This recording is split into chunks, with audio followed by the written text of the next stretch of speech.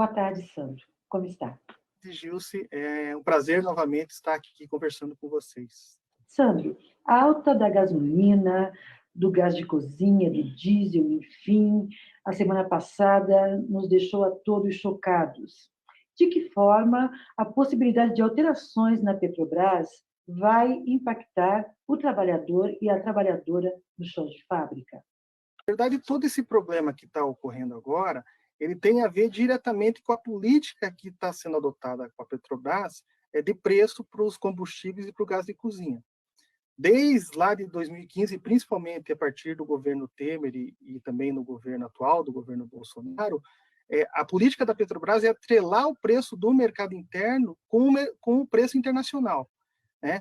Isso faz com que você tenha uma influência direta no preço do mercado interno das variações da cotação do petróleo e também da questão da desvalorização do câmbio, né? E isso está mais evidente agora na pandemia, onde houve uma desvalorização ainda maior do câmbio. É importante ressaltar que essa desvalorização já vinha ocorrendo, né? Só para vocês terem uma ideia, antes do governo atual assumir, a gente tinha um câmbio de R$ 3,88, R$ 3,88. No mês passado, a gente chegou a ter um câmbio superior a 5,35 de média do mês. Isso tem a ver com a postura e as políticas adotadas pelo governo federal, a desconfiança e a crise política que é constante no governo atual, né? De vários sentidos, tanto no combate à pandemia, como questões políticas, essa questão da aliança com o Centrão, tudo isso acaba interferindo. Então, parte é resultado dessa questão cambial, que tem a ver com a questão do governo, e outra questão é com a cotação internacional do petróleo. O que a gente observou ao longo desses últimos meses, o preço do petróleo? Você teve uma queda lá no início da pandemia, mas depois o preço começou a aumentar. E agora a gente está observando um aumento ainda maior do petróleo, em função do frio muito rigoroso em alguns lugares, onde faz com que você aumente o consumo e, com isso, faz com que o preço aumente. Então, essa política de preço de atrelar com o mercado internacional afeta diretamente as pessoas. A gente vem observando altas sucessivas, tanto da gasolina como do gás de cozinha, em função dessa política que é extremamente complicada, porque a Petrobras ela não tem os seus custos em dólar, né? Por que você tem que atrelar diretamente com o dólar ou a cotação internacional? Porque a lógica da empresa é garantir o máximo de lucro para os acionistas, que é um negócio absurdo, porque como é uma empresa estatal, e além dela, os custos delas, a maior parte do custo dela não é em dólar, você tinha que ter uma situação intermediária, né? E não repassar todas essas oscilações para o trabalhador. Isso acaba sendo extremamente negativo para a economia brasileira e para o trabalhador e para a sociedade brasileira, que acaba pagando a conta. É um movimento de concentração de renda, porque você tira a renda das pessoas com uma possibilidade menor, com uma renda menor, e dá para os acionistas, que são os milionários. E, além disso, você vem tendo um movimento de privatização da empresa, né? A gente vem tendo um movimento de venda de ativos, né? E outra coisa importante é que como você tem essa lógica de maximizar o lucro, você não olha o que está acontecendo no mercado interno, você não olha o efeito dessa política no mercado interno, né? E você não usa a Petrobras como uma empresa para puxar o desenvolvimento do país. Na verdade, a gente está vendo o contrário. Só para vocês terem uma noção, o Brasil ele vem subutilizando as refinarias de petróleo. Porque o que o governo está fazendo? Ele está exportando petróleo bruto e importando petróleo refinado. O que acontece? Ele está gerando emprego fora, né? A questão de construções de plataforma. O governo abriu licitação para fora. De vez de gerar emprego no país, você está gerando emprego para fora. Então, a lógica da empresa é uma lógica privada. E o pior, né? É um setor que é monopolizado, né? Que ela detém o mercado.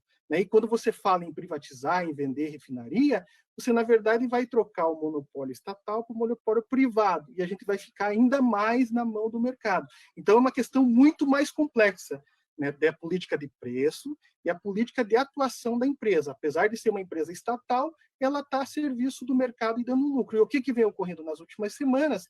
Que abriu a possibilidade de o governo mudar essa política, né, porque isso está gerando um impacto na sociedade e gera um impacto negativo para o governo. Então, o mercado está extremamente ansioso porque eles querem que a empresa continue na mesma lógica, dando lucro para o mercado e esqueça a sociedade. É algo muito complicado, que deveria ser melhor explicado e debatido na sociedade. Sandro, mudar a direção resolve o problema?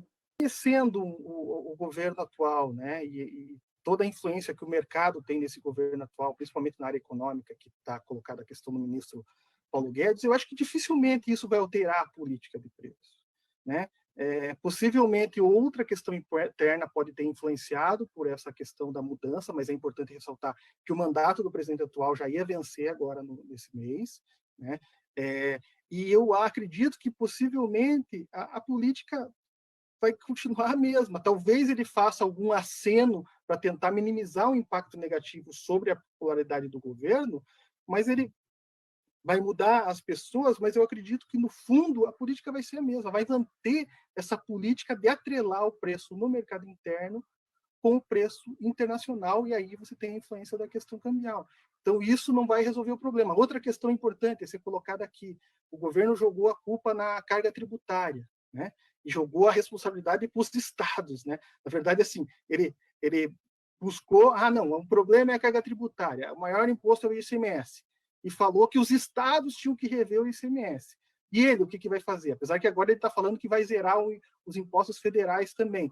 Mas é uma questão que não vai resolver o problema. O que está fazendo com que o preço oscile para a população é a política da Petrobras. E não é a questão da carga tributária. Não aumentou os impostos, não aumentou o ICMS, o PIS, o COFINS. O que está ocorrendo é que está havendo o real, a gente continua o real desvalorizado, e houve um aumento da cotação do petróleo, né? Então, isso não vai resolver o problema. Claro que é uma questão importante, numa reforma tributária, você desonerar, tirar os impostos indiretos que estão embutidos nos preços e tributar a renda, né, e o patrimônio, que é pouco tributado no país. Mas isso é uma discussão muito maior. O importante era discutir a política, o que causa essa oscilação de preço. E essa alta de preço no mercado interno é a política adotada pela Petrobras. Uma questão que a gente percebe é que esses combustíveis são imprescindíveis, né? A gente depende desses combustíveis e eles acabam tendo um impacto em cadeia, porque vai aumentando outros preços, principalmente no momento quando está se discutindo um novo auxílio emergencial com um valor muitas vezes menor do que o que nós convivemos no ano passado e também pelo número menor de pessoas. Como você vê isso, Sandro? Primeiro, destacar essa questão que você comentou da gasolina, mas é importante colocar que não influencia só a gasolina, influencia o diesel, que tem um efeito em cascata nos preços que as pessoas pagam. Então, de uma forma indireta, essa política afeta negativamente no consumidor, principalmente daqueles produtos que agregam menos valor, principalmente na alimentação. Se você tem o preço, você tem aumento do custo, e isso afeta as pessoas. Então, é muito importante essa discussão, porque tem um impacto indireto, né, nos preços de vários produtos, que acaba acarretando e gera um problema. A gente está em plena recessão e a gente está com uma inflação aí girando em torno de 5% e vai chegar a 6%, 7% ainda nos próximos meses, que é um contrassenso. Como que pode? A economia está em recessão, a gente vem sofrendo por uma pandemia, a gente teve uma queda no PIB do ano passado, ainda não saiu o dado fechado, mas as estimativas apontam em 4%, e a inflação está aumentando, muito em função dessa política adotada pelo governo. Aí, entrando um pouquinho nessa questão do auxílio emergencial, é importante destacar que o Diese, junto com o movimento sindical, a gente defendia um valor maior do que os R$600, porque a gente tinha um entendimento que não era adequado para parte das pessoas, que não ia gerar um impacto, ter um alcance que a gente imaginava que fosse necessário. Então, que a gente imaginava um valor ainda maior para tentar anular o máximo possível o impacto da pandemia. Foi importante os R$600, mas ele não era o ideal. É importante resgatar isso. E só para vocês terem uma ideia do efeito desse auxílio emergencial, as estimativas iniciais eram que o PIB caísse 8%. E caiu 4%. Então, você teve um efeito positivo. E aí tem outra questão, a gente vem debatendo e vem questionando que a pandemia ainda não estava desacelerando, estava acelerando no final do ano passado, e o governo falando o contrário. Não, a pandemia está reduzindo, né, as infecções, e além disso eles falavam que a economia estava reagindo. Sim. Na verdade, nem uma coisa nem outra. O problema é que o governo não fez nada, né? A gente já passou praticamente 2 meses sem auxílio, a economia está sentindo fortemente, já tem fortes indícios que a gente vai ter uma queda do PIB novamente agora no início do ano. A expectativa era que você voltasse a crescer, mas com o fim do auxílio e a pandemia se prolongando mais, em parte em função da falta de articulação e política do governo federal, né? Isso está afetando continua afetando a economia e há um agravamento da situação. Então está havendo uma pressão forte do governo para você rever. Esses valores que estão sendo colocados é muito insuficiente. O que está se falando? Como você comentou aí, não tem um valor certo, mas se fala em torno de 200, 250 reais, e o público muito menor do que era. Né? Os dados do governo cita que você chegou a mais de 64, 65 milhões de pessoas foram atingidas. O governo está falando em menos da metade disso e um valor menos da metade do valor que era. Então, é algo que não vai resolver a situação. Né? O importante era que você tivesse uma política mais efetiva para tentar reduzir, né, o impacto no aumento da pobreza e da necessidade aí que a população já está sofrendo, né, porque a economia não retoma, e, além disso, uma política mais efetiva com relação à vacinação. Né? O governo colocou a discussão saúde e economia, só que ele não fez nenhuma coisa nem outra. Ele não resolveu a pandemia e também não teve algo mais efetivo, como a gente observa em outros países, de você ter um combate mais forte e uma força maior para você reduzir o impacto econômico. Né? E isso continua ocorrendo.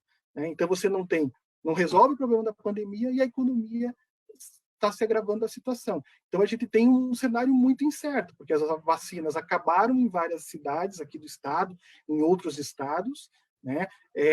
O governo não se mexeu ainda para rever as políticas que deveriam já ser aprovadas no final do ano passado, a continuidade do estado de calamidade pública, a continuidade de algumas políticas, mas o governo não fez nenhuma coisa nem outra. Infelizmente, a gente observa esse histórico da pandemia, as coisas que ocorreram não foi por parte do governo, sim em função da pressão da sociedade, do movimento sindical e da oposição.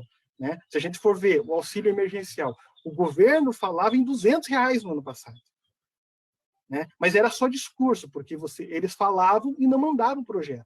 A iniciativa de ter um projeto de um auxílio emergencial foi do Congresso, não foi do governo federal. Aí houve a discussão, né? E o governo falou que foi ele. Na verdade, infelizmente, a lógica do governo é a lógica de não dar nada. Né? Infelizmente, a lógica é priorizar o mercado, priorizar as grandes empresas e deixando de lado o trabalhador e a sociedade, e isso está ocorrendo novamente. Né? O imobilismo do governo para resolver os problemas do país, tanto a questão econômica como a questão da saúde pública. Sim. O que a gente percebe, Sandro, é que o governo utiliza a pandemia como um escudo, sendo que temos clareza de que os índices de desemprego, a economia em recessão, né, o aumento da pobreza, são dados que já vêm desde muito antes disso, né, desde lá do governo Temer, e já para uma questão de falta de gestão. É isso. O que eu queria colocar, porque às vezes o governo e a mídia colocam que a crise está ocorrendo por causa da pandemia. Na verdade, os indicadores econômicos do país já vinham ruins antes da crise. Sim, o PIB tinha caído no primeiro trimestre, o mercado de trabalho, a taxa de desemprego não estava caindo, estava acontecendo um aumento da informalidade, o aumento da pobreza já estava ocorrendo, né? Muito em função da lógica da política econômica, a redução dos investimentos públicos, a questão da reforma trabalhista, que afetou vários trabalhadores, a questão da reforma previdenciária, que vai afetar mais fortemente a sociedade. Então, várias políticas que foram adotadas nos últimos anos já vinham gerando uma situação mais negativa para a maioria das pessoas, principalmente para o trabalhador.